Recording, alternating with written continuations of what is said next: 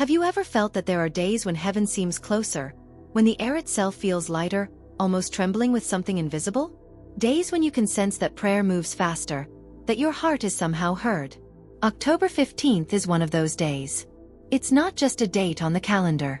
It's the feast day of Saint Teresa of Avila, one of the greatest mystics in the history of the Church. A woman whose love for God burns so fiercely that even centuries later, her flame still reaches those who seek the divine. On this day, something sacred happens. It's as if the veil between earth and heaven grows thinner. Across the world, in quiet chapels, in living rooms, in hidden corners where souls whisper prayers, an invisible thread connects those hearts to the same fire that once consumed Teresa. There are people who have felt it. A sudden peace that comes after long anxiety. An answer to a prayer that seemed forgotten. A sign that feels almost impossible to explain. Saint Teresa herself once wrote, "There are moments when the Lord is so near that every prayer finds its way straight into his heart." Her feast day is one of those moments. It is a day when the heavens open a little wider, when the saints seem to walk among us, and when even the smallest act of faith can carry tremendous grace. It is not about grand ceremonies or long pilgrimages. It is about love. Love offered sincerely, right where you are. Perhaps you have prayed for something for months. Maybe even for years. Perhaps your heart carries a quiet request that no one else knows about. A wound, a hope, a name you whisper every night before sleep. What if this feast day is your moment? What if this is the day when that prayer finally finds its answer? Saint Teresa taught that God hides his greatest gifts behind the simplest gestures. And what she revealed about this day is one of those hidden treasures. A sacred action so simple that most people overlook it, yet so powerful that it can open the gates of grace in an instant. In the next few moments, you'll discover exactly what that action is. What she asked her followers to do on her feast day, and why she promised that it would draw heaven's attention to your deepest prayer. Stay with me, because what you are about to hear could transform not only this day, but the way you pray, the way you hope, and the way you experience God himself. Before we uncover her secret, we must first enter her world, the world of Saint Teresa of Avila. A world of candlelight and silence. Of stone cloisters and restless hearts seeking God. A world where the ordinary became sacred, and where one woman's soul burned with such love that it still sets hearts aflame centuries later. Teresa was not born with wings. She was born with a longing so deep that nothing on earth could satisfy it. As a young girl, she once tried to run away from home with her brother, hoping to die a martyr in the land of the Moors.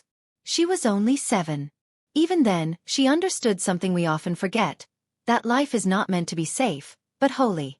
She grew into a brilliant, complex woman, intelligent, witty, full of emotion and fire. She loved conversation, she loved beauty, and she struggled with vanity and distraction. For years, she prayed without feeling. She confessed that she was torn between the world and God, between comfort and surrender. But one night, something happened that changed everything. While praying before a small image of the wounded Christ, she felt his gaze pierce her soul. She later wrote, "When I looked upon his face, so full of pain and love, I could not bear it. My heart was broken, and from that moment, I could never love anyone but him." From then on, Teresa's life became a storm of divine intimacy. She experienced ecstasies so profound that her body would rise from the ground in prayer. She battled dark spiritual forces that tried to silence her reform. And yet, in every vision, every trial, every tear, she discovered a secret, that the shortest path to God is the path of love. Her book The Interior Castle remains one of the most luminous guides ever written about the soul's journey to union with God. She described the soul as a diamond castle made of light, with many chambers. In the deepest center of that castle dwells the King, God himself, waiting for each of us to enter. And through her writings, she became our guide through those inner rooms. But Teresa's wisdom wasn't only for mystics or nuns. It was for ordinary souls. For you, for me, for anyone who longs for a sign that heaven still listens. She often said, God walks among the pots and pans. Meaning, even the smallest act, done with love, becomes a prayer. That's why her revelation about her feast day isn't superstition or legend. It's mystical reality. She believed that certain moments in the liturgical year open a spiritual door, and on her feast day, October 15th, that door stands wide open. It is a day when heaven bends low, when her intercession is at its strongest, and when the prayers of those who approach with faith are heard with extraordinary clarity. Throughout the centuries, Countless devotees have testified that on her feast day, something changes. A sense of stillness descends, burdens lift, impossible prayers find answers. It is as if the fire of her heart, which once blazed through the convent of Avila, reaches out through time to touch souls who still believe in miracles. Stay with me, because in the next chapter, you will discover what Saint Teresa called the hidden promise of her feast day, the secret she left for those who dare to love God the way she did. And you'll understand why, on this one sacred day, your deepest prayer might be heard instantly. There is a mystery woven into the heart of October 15th, a promise that few truly know, yet one that Saint Teresa herself spoke of with quiet certainty. She believed that every saint's feast day is not just a commemoration, but a living encounter. That on that sacred day, their soul is allowed to draw closer to earth, to intercede, to console, and to help those who seek their friendship. For Saint Teresa of Avila, this promise was especially radiant. She once told her sisters, "On the day of my feast, the Lord allows me to ask many favors for those who love him." It wasn't pride. It was love, the kind of love that never sleeps, even in eternity. She knew that the fire of divine charity does not end with death. It multiplies. Imagine it for a moment. In heaven, among the countless souls glorifying God, there stands Teresa. Still attentive, still compassionate, still burning with the same desire she had on earth, to bring every soul into the heart of God. And on her feast day, her intercession shines like a beacon. Many Carmelites who lived after her wrote about it. One sister from the convent of St. Joseph recorded that every year, on the evening of October 15th, a profound stillness filled the house. The air itself seemed touched by grace. Prayers felt lighter, words flowed with sweetness, and tears came without sorrow. Tears of love. She wrote, "It was as if our Holy Mother walked among us once again, whispering to our hearts, 'Trust him. Ask him. He listens today.'" Over the centuries, countless believers, monks, nuns, mothers, students, priests, have shared the same experience. That on her feast day, their petitions received unexpected answers. Sick bodies healed. Broken relationships softened. Lost faith rekindled. It's not about magic, it's about alignment, the soul aligning with heaven through the channel of a saint who has never stopped loving. Teresa often said that when we honor the saints, we are not merely remembering them, we are awakening their living presence in our lives. And this is the hidden promise of October 15th. That when you approach her feast day with faith, humility and love, Saint Teresa will pray with you. And her prayer, united with yours, will echo before God's throne with extraordinary power. This is why she called it a day of grace multiplied. A day when heaven listens differently, when faith becomes tangible, when what was delayed begins to move. But she also left a warning. Grace does not come to those who only wish. It comes to those who act with love. She said, "The Lord asks only two things of us, love and determination. Where these are, he will never fail."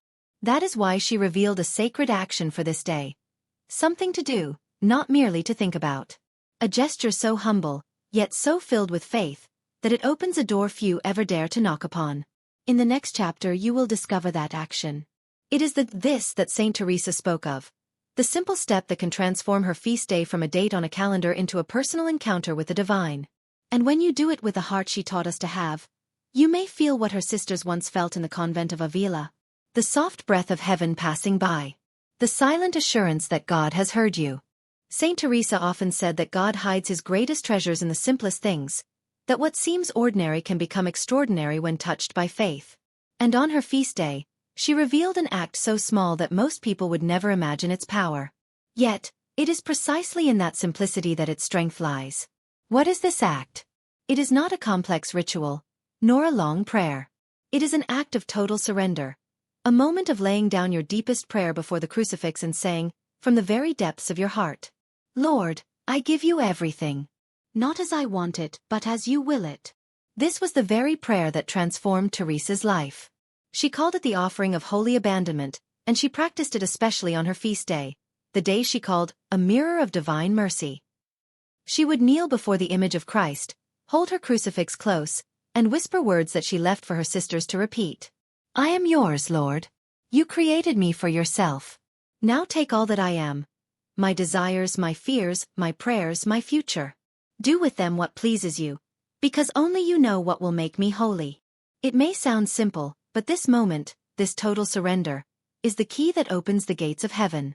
Because when the soul finally stops demanding and begins trusting, divine grace rushes in. Teresa said, "The moment you no longer resist his will, he floods your soul with peace, and your prayer is answered in ways you cannot comprehend." She often told her sisters that on her feast day, the Lord listens to this act of surrender with special tenderness. That a soul who kneels before the crucifix with genuine trust, offering even its suffering as a gift, receives what she called instant consolation. Imagine this scene. In your room, you light a candle before a crucifix. You hold your rosary or a small image of Christ. You close your eyes and say slowly, "Lord, on this feast of your servant Teresa, I place my heart in your hands. Do not give me what I want. Give me what leads me to you." At that moment, you are no longer asking for something. You are giving everything. And in that act, something shifts. Teresa described it as the surrender that moves heaven. She said that when a person does this sincerely, their prayer no longer travels upward as a plea. It becomes part of God's own will, united with his heart. And that is when miracles begin to unfold. Her followers noticed this pattern. When they prayed on her feast day with this attitude of holy surrender, peace always came first. Then, without effort, answers began to appear. Doors opened, hearts softened, strength returned. Teresa explained it beautifully. When the soul ceases to wrestle with God, she begins to dance with him. That dance, that surrender, is the very this she revealed. So on her feast day, don't simply ask. Do what she did. Kneel, hold the crucifix, and offer everything. Your desires, your suffering, your hope, your waiting. Then let go. In that letting go, you may feel what she once felt. A sudden calm. A gentle warmth. A silence so full that it feels like love itself. Stay with me. Because in the next chapter, you'll understand why this simple gesture has such power. Why Saint Teresa said that a single act of surrender can accomplish more than 1,000 prayers uttered without love. Why does this act, so quiet, so small, hold such extraordinary power? Why would simply surrendering your will awaken heaven's attention? To understand this, we must step into the very heart of Saint Teresa's teaching. Into the mystery of interior surrender, the secret she called the door to the inner castle. Teresa believed that the greatest obstacle between the soul and God is not sin, not weakness, not even fear. It is control. The human desire to manage everything, to fix everything, to decide even how grace should arrive. She wrote, "We ask the Lord for water, but we tell him how deep the well should be." And that, she said, is why so many prayers remain unanswered. Not because God refuses, but because we never truly let him act. Her own life was a lesson in this. For years she begged God to heal her body, to calm her mind, to remove her struggles. But nothing changed, until one night, kneeling before her crucifix, she stopped asking for relief and simply whispered, "Do with me, Lord, whatever will make me love you most." From that moment, her life became a river of grace. The physical pain didn't disappear, but her soul was set free. Her joy became unstoppable, her peace unbreakable. Teresa explained it through a simple image. The soul is like a bird trapped in its own hands. Only when it opens them can it fly toward the sun. That's what the act of surrender does. It opens your hands, it releases the grip of fear, and it allows grace to lift you higher than your mind can imagine. On her feast day, this truth becomes even more potent. Because heaven honors the saints not only by remembering them, but by sharing their power with those who imitate their love. When you repeat the act she taught, when you let go of your need to control and say, "Your will, not mine," you step directly into her spirit. You and Teresa become, for that moment, one voice before God. And that is why your prayer gains such strength. Because it is no longer yours alone. It becomes hers too. And she, who walks in glory, brings it before the throne of Christ with the same fire that once consumed her soul. Teresa used to tell her sisters that the Lord delights in a heart that trusts him blindly. She said, "The soul that abandons itself completely into his hands gives God permission to be God." That is the essence of faith. Not demanding proof, but daring to love in the dark. When you make this offering on her feast day, you are doing more than repeating her words. You are aligning your soul with her eternal prayer, joining her in that unbroken dialogue between heaven and earth. And God, who never changes, still responds to the same love that moved his servant 5 centuries ago. This is why peace comes first. Before any visible answer, Before any miracle, peace descends, that deep, silent knowing that something within you has shifted. And that peace, Teresa said, is the first sign that heaven has heard you. The world teaches us to fight, to grasp, to plan. But the saints teach us to let go, and in that letting go, to receive more than we could ever imagine. In the next chapter, we'll hear the voices of those who have done this. Souls from centuries past and souls from our own time, who tried Saint Teresa's act of surrender on her feast day, and witnessed the quiet miracles that followed. Throughout the centuries, her act of surrender has echoed quietly through monasteries, homes, and hearts. The testimonies are countless, gentle voices speaking of peace, healing, and unexplainable grace. They come from nuns and mothers, from scholars and farmers, from the hidden corners of the world where prayer still burns brighter than fear. In the convent of St. Joseph, the sisters kept small notebooks, fragments of their inner lives. One entry, dated October 15th, reads, "I followed our Holy Mother's advice today. I placed my crucifix before me, whispered her prayer of surrender, and let go of everything. That night, I slept as if wrapped in God's arms. I awoke with a peace I had never known." Another sister wrote, "For years I had prayed for a family member who had turned away from God. On her feast day, I made the act of abandonment with tears. 2 days later, I received a letter. He wished to reconcile. I cannot explain it, only that something unseen had been moved. And it wasn't only within the convent walls." A mother in Seville testified that after losing her job and feeling abandoned, she lit a small candle on October 15th, placed her rosary beside it, and prayed the words of Teresa's surrender. That same week, an unexpected door opened. But more than that, she said, my fear vanished before the blessing arrived. I understood that trust itself was the miracle. Even in our time, modern believers who rediscover this practice describe the same transformation. A young man from Brazil wrote, "I didn't know how to pray anymore. But I tried this on Saint Teresa's feast. As I said the words, 'Not as I want but as you will,' I felt something break inside me, and in its place light came in." Stories like these are not rare. They are woven into the fabric of faith. Because surrender is the language heaven understands best. When you release control, you make space for grace to move freely. You stop trying to convince God, and begin to cooperate with Him. Teresa herself foresaw this when she told her sisters, "Whoever imitates this prayer will see miracles." But the greatest miracle is not what changes outside you, it is what changes within. This is why the act works again and again. Because every soul that performs it becomes a living echo of her love, a reflection of her same trust, her same simplicity. She once wrote, "I am not asking you to do great things. I am asking you to love greatly." And that is exactly what every surrender is, an act of great love. Each year, on October 15th, the chain continues. Thousands whisper her words, some in candlelight, others in silence, others through tears. And every time, the same current of grace moves across the world, unseen but unmistakable. This is the communion of saints, not a distant idea, but a living bond between those who love God on earth and those who love Him in heaven. When you surrender as Teresa did, you don't pray alone.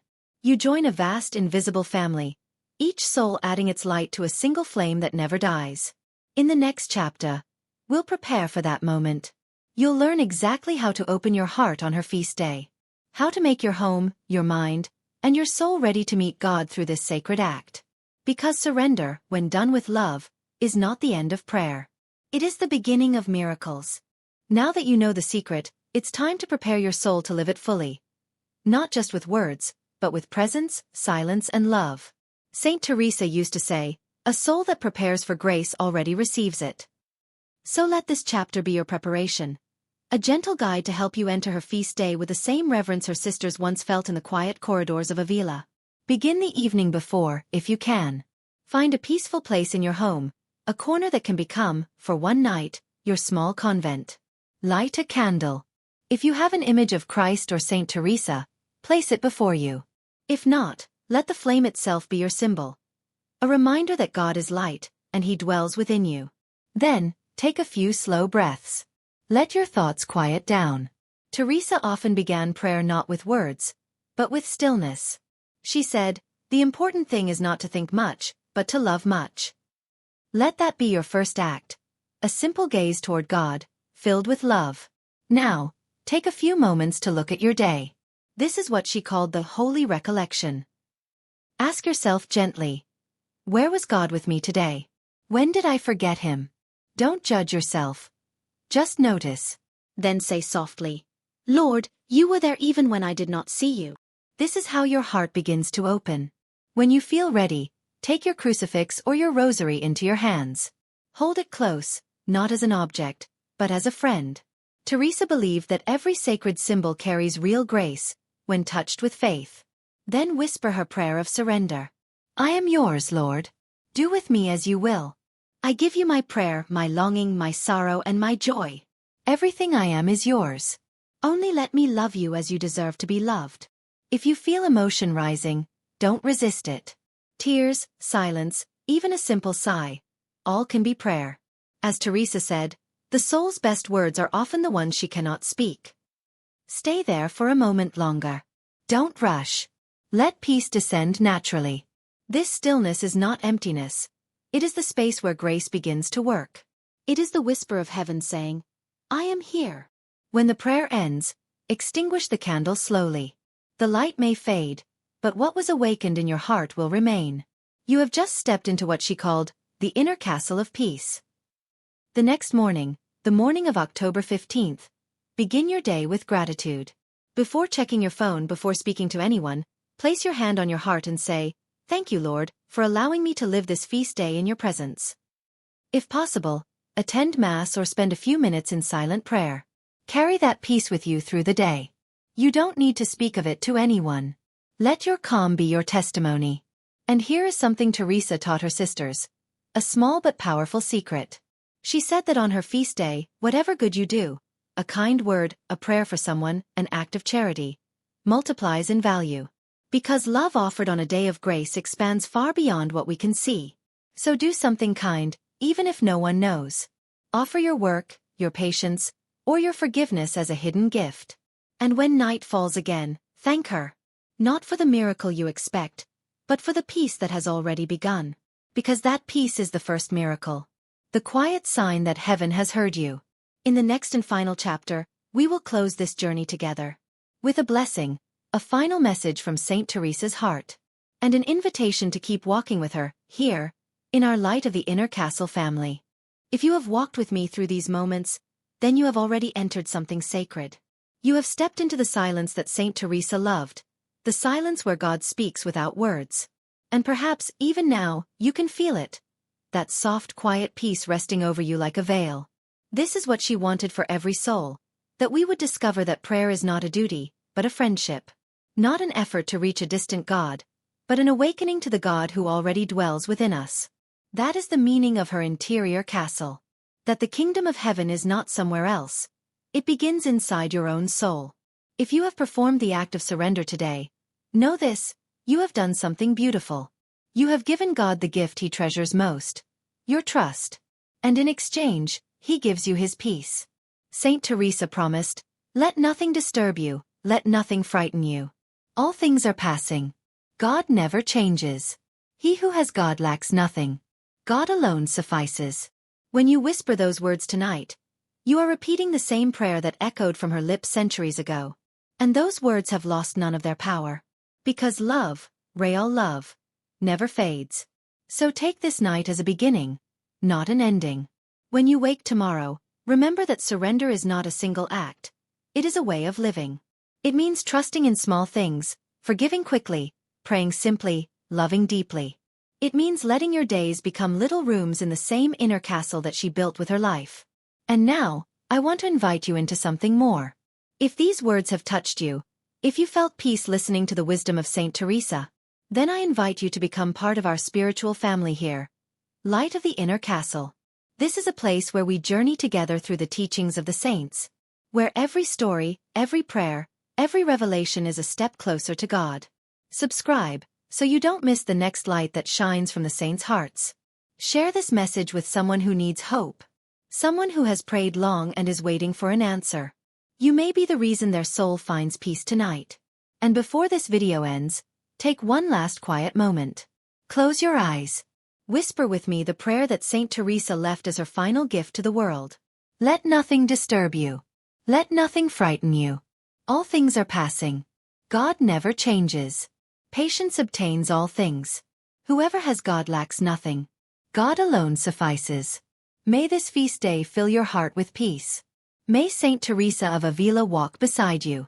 And may the light of your own inner castle never fade, But shine ever brighter, until it becomes one with the light that never ends.